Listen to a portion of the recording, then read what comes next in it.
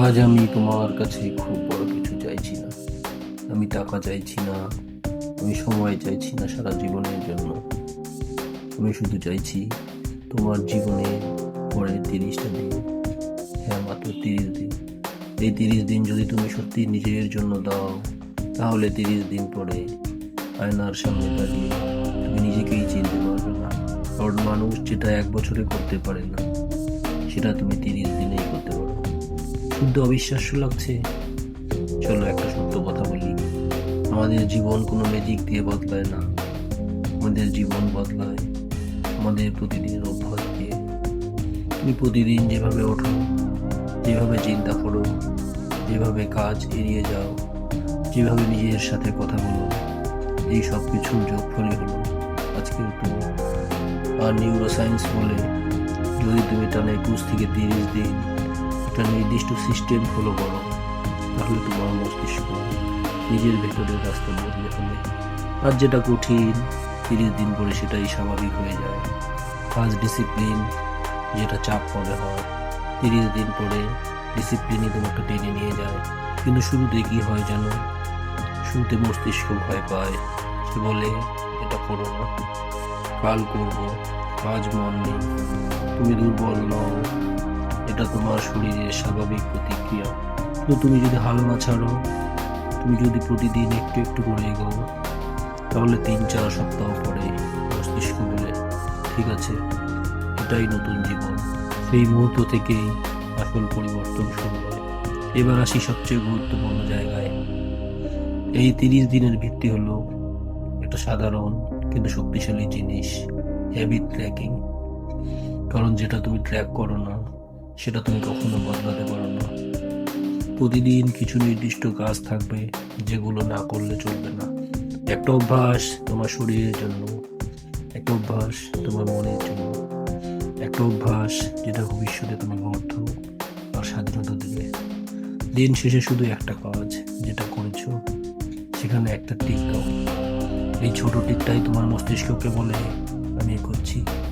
একটা টিক আর একটা টিক, এইভাবেই তৈরি হয় কনসিস্টেন্সি।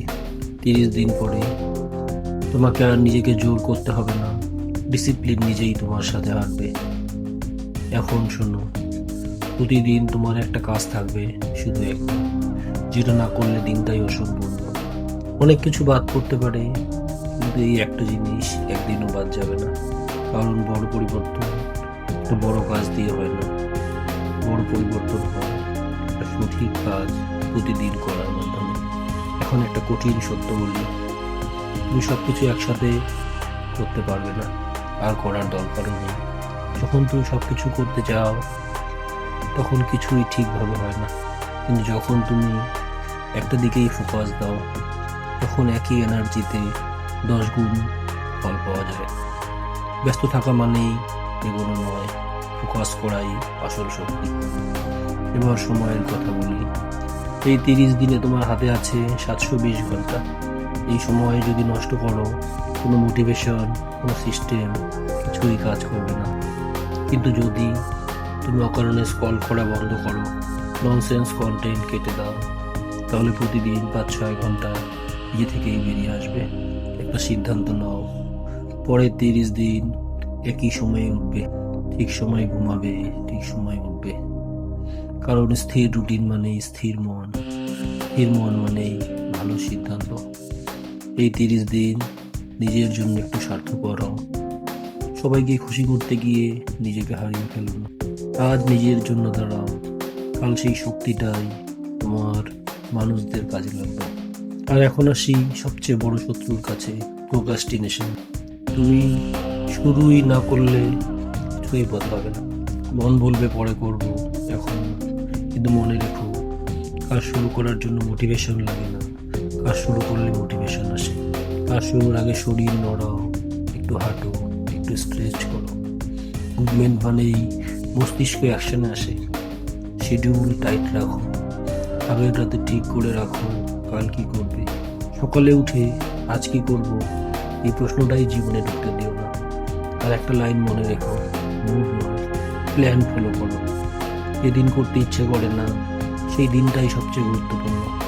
শেষ কথা শুনো, এই 30 দিন সহজ হবে না, বোর লাগবে, কষ্ট হবে, মন চাইবে ছেড়ে দিতে, কিন্তু এই কষ্টটাই প্রমাণ তুমি বদলাচ্ছ।